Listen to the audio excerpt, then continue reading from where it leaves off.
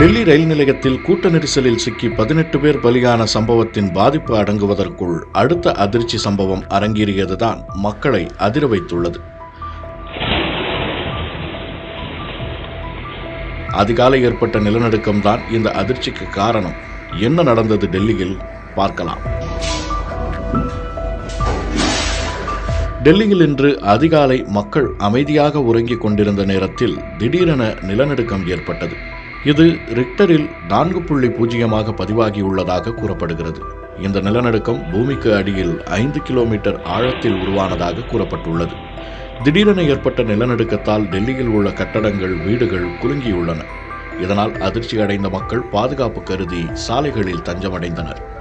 அதிகாலை நேரத்தில் ஏற்பட்ட நிலநடுக்கம் சில வினாடிகள் நீடித்தன.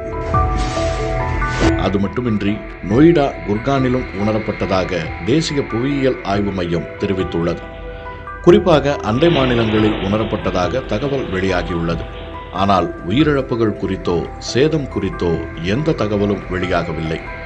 ஏற்கனவே டெல்லி ரயில் நிலையத்தில் கூட்ட நெரிசலில் சிக்கி 18 பேர் பலியான சம்பவத்தில் இருந்து மக்கள் மீண்டு வராத நிலையில் அடுத்து மற்றொரு அதிர்ச்சியாக நிலநடுக்கம் ஏற்பட்டது மேலும் மக்களை அதிர வைத்துள்ளது. டெல்லி நிலநடுக்கம் தொடர்பான வீடியோ காட்சிகள் சமூக வலைதளங்களில் வைரலாகி வருகின்றன.